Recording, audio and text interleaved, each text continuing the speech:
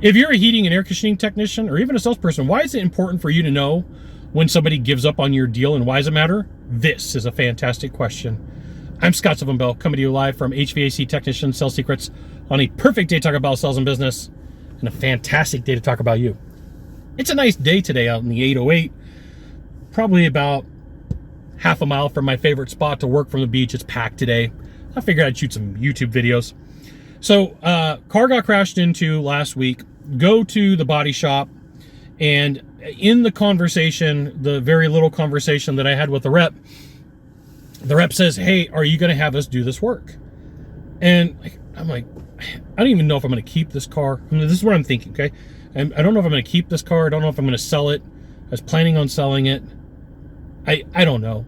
And so I tell the person, I go, "Hey, like, at this point, I really don't know." And so they look at me and they go, just irritated. It's Monday morning or Tuesday morning, like 8, 9 o'clock. It's early in the morning here in Hawaii. And at that point, saw the shoulders drop. They gave up on the deal. And it made me go,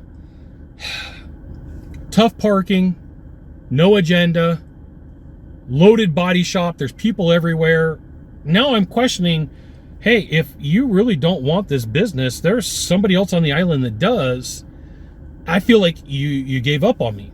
And then from the point where I'm like, hey, listen, I don't know what I'm going to do. I got sent here from my neighbor's bought my neighbor's insurance. I don't know much about you guys, which would have been the opportunity to say, well, let me tell you a couple of things that you're really going to like. We've got a bunch of reviews. We've got this. There was the ability to overcome objections and figure out why I was uncertain. So like, when you give up on somebody, what's the reason? Why did you give up on them? Where's the problem at? What is the situation? What's the issue? What led you to go, I don't really want to do this deal? And instead of saying, hey, time out, maybe we shouldn't work together, most people continue on super frustrated and super angry. And so you need to be aware that it's tonality, it's nonverbal communication and body language, and it's also attitude. So the second that I said, listen, I don't know. This just popped up like 48 hours ago. It wasn't on my bingo squares. It wasn't on my list of things to do today. I just needed to get this thing in while I was in town. Completely gave up on me. Now here's the thing. If you want to be better at sales, you want to be good at what you do, you should absolutely join my email publication. Go to this URL, type it into a browser, drop in your name, your email address, probably your phone number. I'll give you the goods. Not in the Facebook group, not in the YouTube channel, which means private coaching, private training, discounted coaching, discounted training. It's an email publication. And occasionally I try to sell you stuff. Look, there's my agenda. Okay.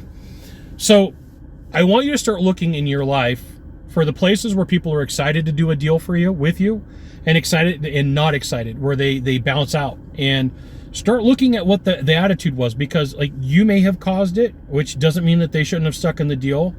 You may have initiated by something that you said. Right? For me, what set the person off at the shop was like, listen, this is an island car. I don't really necessarily know what I'm going to do with it. I was actually considering selling it. And then it was like, I don't want anything to do with you anymore. Okay. Be aware that you're putting off signs and signals. They're putting off signs and signals. They're putting off issues. They're putting off problems. You're putting off signs and issues. You're putting off signals. You're putting off problems. And if you're not careful, it's going to get communicated that you don't want the deal, that you don't want to meet with the person. And you may not even recognize it.